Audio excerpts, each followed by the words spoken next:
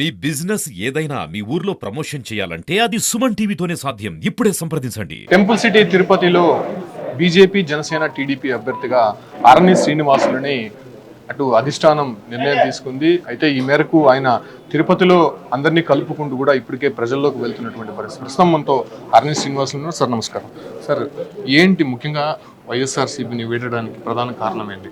అక్కడ జరిగినటువంటి అన్యాయం నిజంగా మీరు ఎవరికి కూడా చెప్పుకోలేని పరిస్థితి 4.5 సంవత్సరంగా ఏం జరిగింది? ఆల్రెడీ ఇప్పటికి 4-5 సార్లు చెప్పుకున్నాయా వచ్చిన తర్వాత, మళ్ళా మీకు అదే చెప్పాల్సి వస్తుంది. చెప్తాను. ఎన్నో అవమానాలు కూడా భరించాం 4 సంవత్సరాలుగా 5 సంవత్సరాలుగా. ఇంకా అవసరం లేదు. ఆఖరికి ఎమ్మెల్యేగా ఉండి కూడా 74 నియోజకవర్గాల్లో సామాజిక వర్గంలో ఒకరు గుర్తింపు ఉంటే కూడా మనకే ఇస్తానని చెప్పి మళ్ళా ఇవ్వకుండా పోయే పరిస్థితిలో వచ్చింది. నమ్మించి మోసం చేశారు. ఆ మోసాన్ని భరించలేక రావాల్సి వచ్చింది. అంటే మీరు ఎమ్మెల్యేగా ఉండి కూడా ఒక కీలక వ్యక్తి, అంటే పార్టీలో ఉండే ఒక కీలక వ్యక్తి అన్ని నడిపిస్తూ వస్తున్నారు. అసలు మీ ప్రమేయం ఏం లేదు, మీరు జస్ట్ అక్కడ ఒక ఎమ్మెల్యేగానే కొనసాగారు తప్ప మీ చేతుల్లో ఏమీ లేదనేటువంటి వార్తలు కూడా వచ్చాయి. నిజమే అంటారా సార్? కీలక వ్యక్తి ఎవరు? మాకు ముఖ్యమంత్రినే మాకు ముఖ్యమంత్రి, జిల్లా మంత్రి. మాకు ఏ ఇబ్బందులు లేవు, ఆయనతో ఎప్పటికీ ఇబ్బందులు లేవు, జిల్లా మంత్రితో ఇబ్బందులు లేవు. ఆయన మాకు ఏదైనా చెప్తే కూడా మాది మాట చేస్తూ ఉండేవాళ్ళు.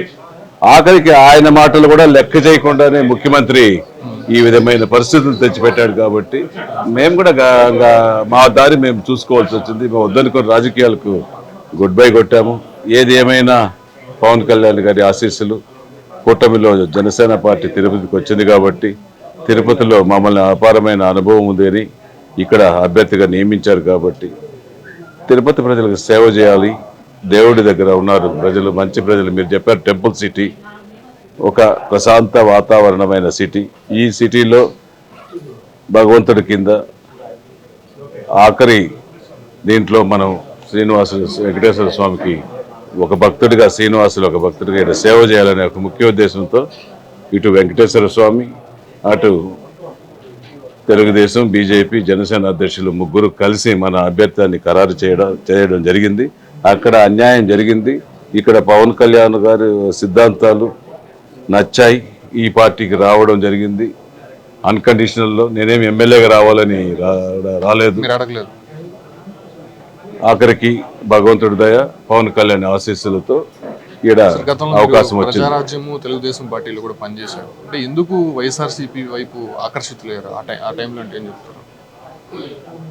అప్పుడు మీకు తెలిసిన విషయమే, ఇది స్వయాన వైసీపీ అభ్యర్థి ఫోన్ చేసి, నేను తెలుగుదేశం జిల్లా అధ్యక్షుడిగా ఎమ్మెల్యేగా ఉన్నాను, కొన్ని కారణాలతో అక్కడ మా రిలేటివ్కి ఇవ్వాల్సి వచ్చింది, ఆదికేశ్వర నాయుడు సతీమణికి. ఇంకా దాంతో నేను ఐడియల్గా ఉంటే లాస్ట్లో నువ్వు గెలుస్తావు రా అనేసి నీది సర్వే రిపోర్ట్లో, నా యొక్క సర్వే రిపోర్ట్లో అందరికీ తెలుసు, 3 పార్టీలకు తెలుసు, తెలుగుదేశము, ప్రజారాజ్యం, జనసేన, అందరికీ నేను ప్రజలకు సేవ చేస్తున్నా, ప్రజాసేవ చేస్తా, ప్రజల మద్దతు నాకుంది.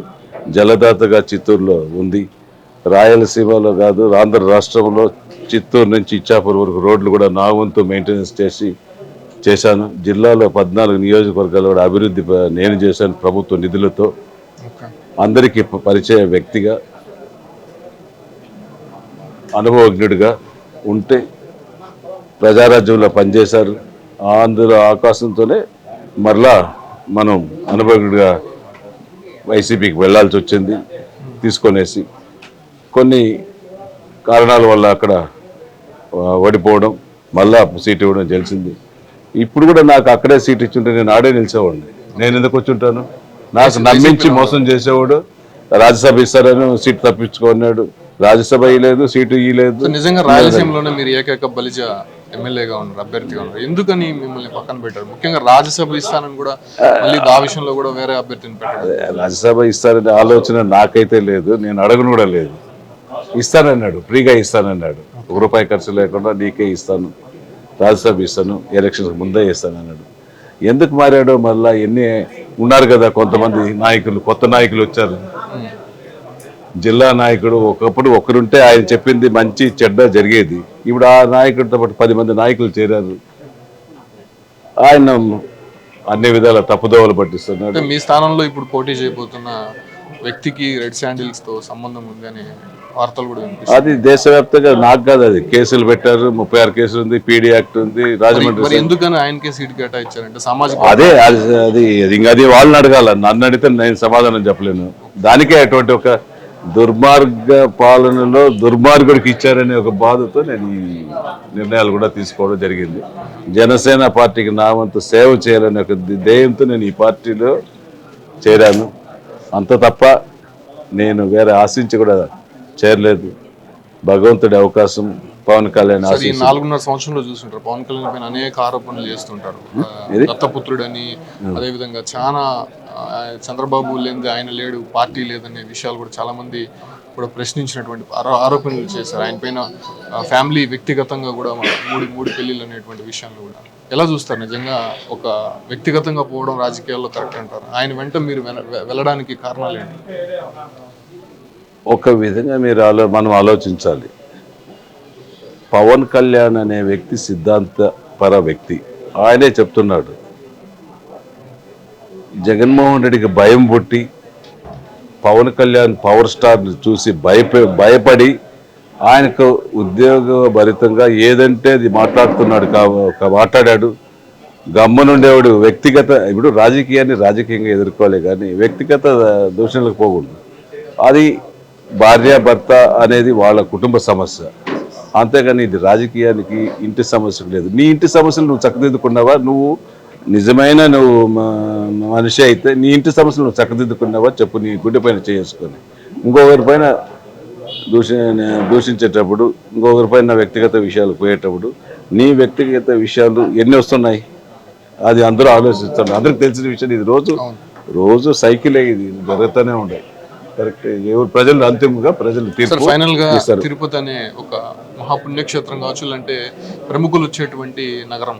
ఈ నగరానికి మీరు ఎమ్మెల్యే అభ్యర్థిగా పోటీ చేయబోతున్నారు. ఎలాంటి ప్రణాళికలు ఉండిపోతున్నారు సార్? ముఖ్యంగా తిరుమల తిరుపతి దేవస్థానంలో అనేక ఆరోపణలు వస్తున్నాయి, అవినీతి జరిగిందని చెప్పి కూడా చాలా విమర్శలు కూడా వినిపిస్తున్నాయి. ఎలా ప్రక్షాళన చేయబోతున్నారు? మీ వ్యూహం ఎలా ఉండిపోతుంది?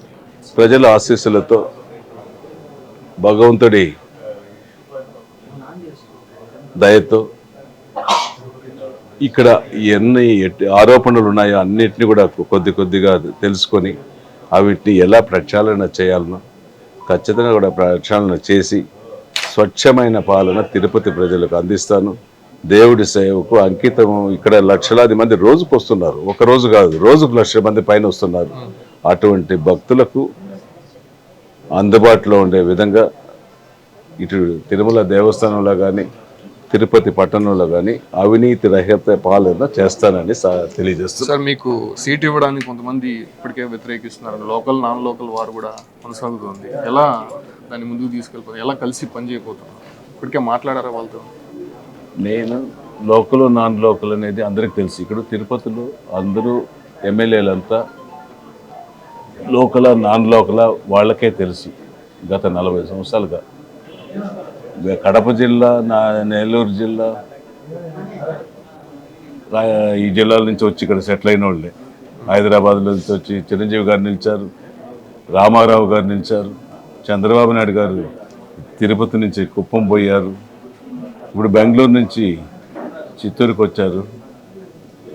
ఎక్కడోళ్ళు అక్కడ ఉంటారు. నేను ఈ జిల్లా వాసిని, ఈ జిల్లా నాకు అనుభవం ఉంది. ఈ జిల్లాలో నాకు ఈ నియోజకవర్గంలో సొంత ఇల్లు ఉంది, సొంత వ్యాపారాలు ఉంది, 40 సంవత్సరాలుగా ప్రజలతో అనుభవం ఉంది. కాబట్టి అవన్నిటిని సమర్థవంతంగా తీసుకుంటా. ఈ అసమ్మతి వర్గాన్ని అందరూ కూడా, వాళ్ళు కూడా కష్టపడారు గత 5 ఏళ్ళుగా, 10 ఏళ్ళుగా, 15 ఏళ్ళుగా. వాళ్ళు కూడా ఆశావహులు. వాళ్ళకు కూడా జనసేన పొత్తులు ఈ సీట్ వచ్చింది, పదవి రాలేదనే ఒక బాధ ఉంది. అవన్నిటిని కూడా వాళ్ళతో మాట్లాడి వాళ్ళకు తగిన సౌకర్యాలు కూడా కల్పించి ఉత్తరోత్తర వాళ్ళకు అవకాశాలు కూడా ఇబ్బంది లేకుండా వాళ్ళ నాయకులు, మా నాయకులు ఏది చెప్తే అది చేసి వాళ్ళకు కూడా పదవులు వచ్చేసరికి నా వంతు సహాయ సహకారాలు చేసుకొని ఇప్పుడు కలుపుకొని ముందుకెళ్తాను అనేసి తెలియజేస్తుంది. చూస్తున్నాం కదా, వైసీపీలో తనకి సముచిత స్థానం లేదు, తనకి ఒక గుర్తింపు లేదనేటువంటి ఒక ఆలోచనతోనే పార్టీలో జరుగుతున్నటువంటి సంస్కరణల్ని వ్యతిరేకిస్తూనే తాను పార్టీని వీడడం జరిగింది. దీంతో జనసేన పార్టీ వైపు ఆకర్షితులయ్యి కంప్లీట్గా పవన్ కళ్యాణ్ వెంట నడవడానికి సిద్ధపడ్డాను. తిరుపతిలో తాను గెలిస్తే తిరుపతిని అభివృద్ధి చేస్తాను. దాంతోపాటు కూడా తిరుపతిలో జనసేన టీడీపీ నేతలు గత 5 సంవత్సరాల నుంచి కూడా పనిచేస్తున్నారు. ఎన్నో కేసులు పడ్డారు, ఇబ్బందులు పడ్డారు. కాబట్టి వాళ్ళకు కూడా ఒక మంచి పదవులు ఇచ్చే విధంగా నా తోడ్పాటును అందిస్తానని చెప్పి కూడా అరణ్య శ్రీనివాసులు స్పష్టం చేస్తారు.